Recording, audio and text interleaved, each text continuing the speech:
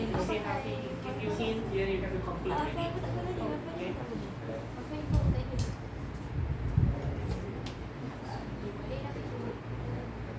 Okay. So, Assalamualaikum warahmatullahi wabarakatuh, and good afternoon everyone. So today I'll be presenting my assignment task for today. So before we start, I would like you guys to, maybe you guys can recall what are actually context and the type of context. So context is basically a situation and also the background and the surrounding factors. By surrounding factors, we can, there are actually 3 surrounding factors, but in this discussion, I will only discuss 2 types of surrounding factors, which are situational context and also cultural context, which I chose for my assignment task. So for situational context, it is basically you're trying to make sense. Why is this person acting this way? Why is this person saying this thing? Maybe there's something that's happening in his surrounding that that makes him say something, that makes him do something. So basically, you're trying to match his word or her words and actions to the situation that's happening around them. And next is for the cultural. And I would like to clarify, when we say cultural, it's not just grounding on like Indian culture, Malay culture, Chinese culture. But when we say culture, it can also be defined as a set of invisible rules, which is maybe your manners, your values, the way you talk to older people, the way you speak to younger people. That is what we call cultural. Okay? And if you are reminded of what we have learned last week, the term cultural have no definite definition. So, and next, I would like to elaborate on how contexts are used in ESL classroom through storytelling. When we say storytelling, when we say the word storytelling, maybe an image that would come to your mind is probably a teacher sitting in the classroom reading a storybook to the children. But when we're talking about ESL classroom, especially in the 21st century, we're talking about base activities, contextualized activities like role playing and dramatization, cultural exploration, contextualized vocabulary, and also comprehension activities. So throughout this discussion, my presentation today, if I ever elaborate on anything, please refer to this task, especially on role playing and also dramatization. Next, the first story I chose for this task is situational. As the boy who cried wolf. I'm pretty much sure some of you are already familiar with this story, but I'm still going to give a brief of the events, what happened in the story. It's basically about a shepherd boy who looks after his sheep, and then he gets bored and he tricks the villagers by shouting wolf maybe 3 or 4 times to the point the villagers come to help, but in reality there is no wolf to present.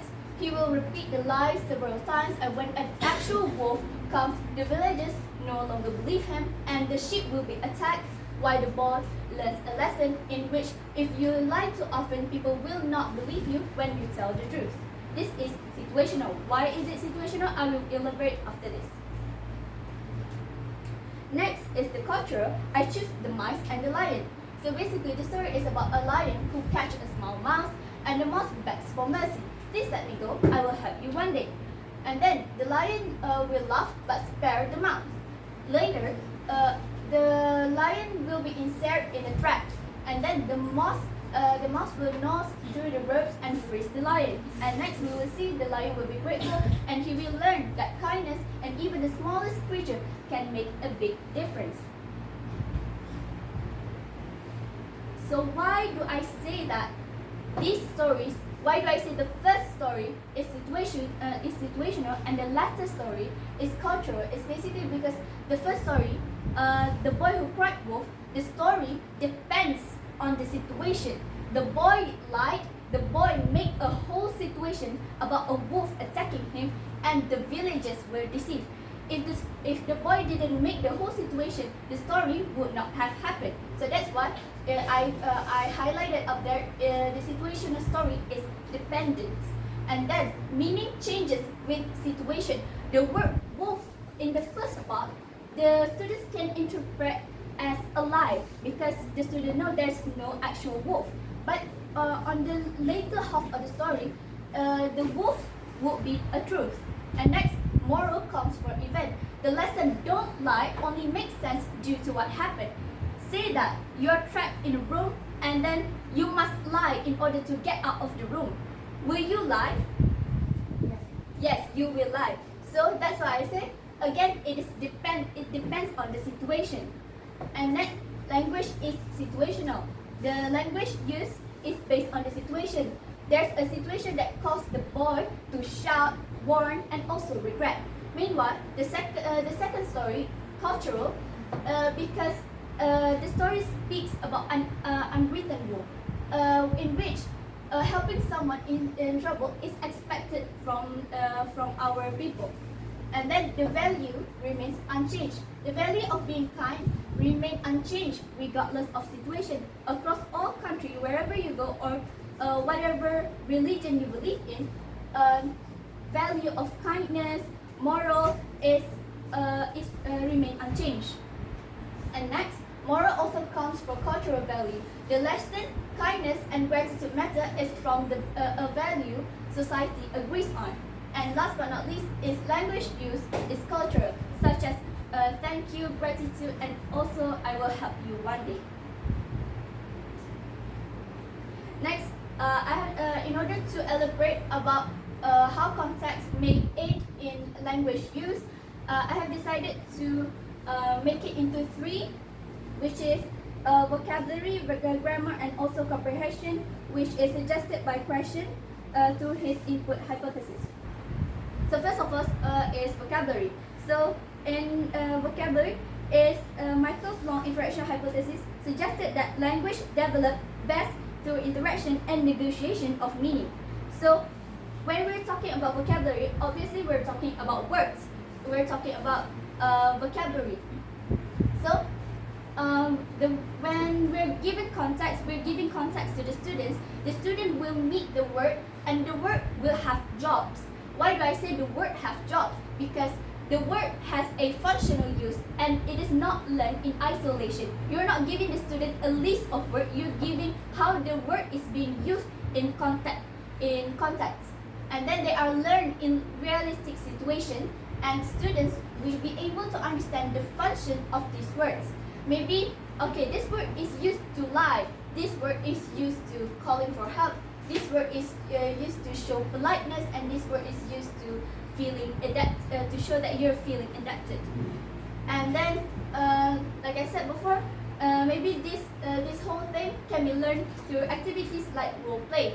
And the impact on teaching and learning. As for teaching, teachers are able to conduct a student-centered lesson beyond memorization of words, and also teacher can teach forms and functions simultaneously. And as for learners, they can gain pragmatic awareness, vocabulary retention. They can also learn beyond pragmatic, in which they can use the vocabulary they learn to build empathy, and they can sharpen their comprehension skills through situational cues and cultural expectation, while also gaining emotional vocabulary. Next is grammar. As for grammar, we're going to discuss on Sway's output hypothesis, in which we're going to talk about later in this one. So as for context, student can learn meaningful grammar because it is tied to what the speaker wants to do. Whether the speaker wants to speak about the future, they will use the word will. If they want to speak about the past, they will use the word that have past tense, with ed. And the student will not have to memorize of the grammar rules. For instance, using past tense to recount events. When the boy shouted wolf, student practice past tense verbs to recount what happened. Oh, the boy shouted, and the villagers came, and it is repetitive, so the student don't have to memorize them. And they are practiced. The grammar used in storytelling are practiced for real purpose. They are just not some abstract syntax. Like for instance, when the mouse says, "I will help you one day," it is students learn and practice future tense, in which they can use to make promises. Okay, so going back on the Sway's output hypothesis on how this when students learn grammar through storytelling, they can notice the gaps the thing they don't understand in grammar. So when learners are pushed to produce a language which requires context, when they are told to interpret the story or do a role play about the story, the learners will notice gaps between what they want to say and what they are unable to say. And this noticing process drives grammar learning. They will start to ask the teacher, how do I say this in future tense? How do I say this in past tense? And this is what will drive the grammar learning. And as for teachers can teach from grammar as rules to grammar in use. Teachers don't have to teach just on papers. And next, teachers facilitates and provides scaffolding, and assessment can focus on communicative accuracy. Last but not least is comprehension. So as for comprehension, I will the theory I put in here is Piaget's theory of cognitive development, in which it discussed about the equilibration. So as for situational, do you remember the story of the boy who caught the wolf? So basically, equilibration is when you are used to a certain pattern, and this equilibration is basically is when that pattern start to break. When this equilibration happens, the student will start to think why this pattern is start to break. It start to break, and then for instance, in the situational story, the student face disequilibrium because at first the boy keep lying, and all of a sudden an actual wolf came. This causes disequilibrium, which the student doesn't know what will happen. The student is basically out of the pattern. So the student will start to think what is going to happen next, and this will cause their comprehension to improve.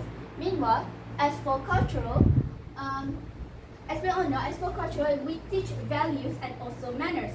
And during this stage, the students are going through concrete operational stage, in which they don't understand abstract things. They don't understand concept. They don't understand kindness as in definition. So we need to symbolize these abstract matters in a more concrete in a concrete character, such as the mouse and the lion, and this will make them be able to grasp abstract cultural morals. And when we're talking about situational, we're asking the student a comprehension question, in which we're asking why did this happen? Why did the townspeople didn't want to come? And if we're asking the student about cultural, we're asking them, should this happen? Should you do this to people? So it's basically about logic versus moral. And next, for the teaching and learning impact is that as for teaching, students can learn and teachers can add comprehension and values in context, check understanding of meaning in context, there will be no rote recall, and also helping students to understand reality and expectation of people around them. As for learners, learners will become active meaning makers, develop inferencing skills, which is guessing meaning, and also link new information to prior knowledge. Now, I have presented a lot of theories, so maybe you guys are going to ask how relevant are these theories. So if you want to know whether the theories are relevant or not, maybe you want to experience it yourself. So I give you about maybe just 1 minute to scan. So in this QR code, we're testing Piaget's theory of cognitive development for comprehension, the one we just discussed. So okay, all right. Next slide. So while you guys are answering the question, I'm going to explain why did I just put that QR code just now. So basically, when we're So that question will force participants to balance between logic and values. This will create disequilibrium because first, the villager's choice is way motivational, but they are harsh. The lion's choice is unrealistic but moral. Both answers can be defended because there is no safe option. During this process, you will try to think, your brain is trying to regulate, in which will aid in your comprehension understanding. So when the information doesn't fit your current knowledge, you will experience, like I said before, disequilibrium. And when you are forced to reflect on something, your brain will try to go back to the equilibrium phase to make sense of things and making you understand deeper about the topic. So, last but not least is the key takeaways. And what are some of the maybe KPM has put into practices according to what I have elaborated is the functional vocabulary, real life usage, like CSR, align, can do, descriptors. Maybe during this stage, the student should know. This student should know this word. This student should know high or low frequency words. And as for meaningful grammar, they can be found in KSSR English and Document Standard dan Peperiksaan, which is DSKP, which is basically in the syllabus itself, and deeper comprehension, which is can be found in Hot's question and also KBAT. So that's all from me. Is there any question?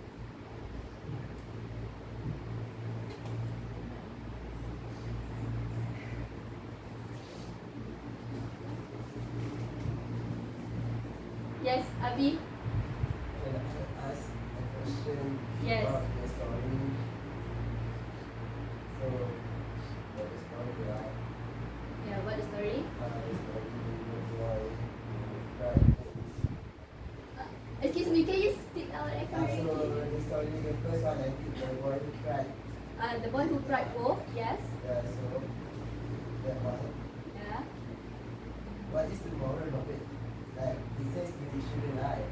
But the villagers, they also doesn't trust the boy, even though he might be in danger. Isn't that a bad thing to teach kid that so if one person lied to you, you should not believe them forever? Isn't that a bad thing? Should we not forgive people?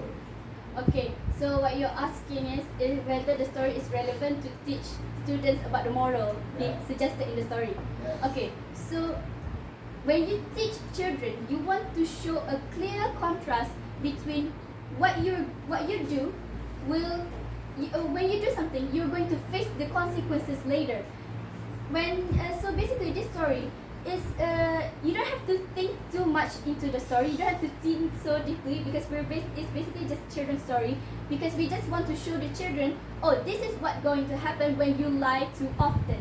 When you lie, you always lie, people will no longer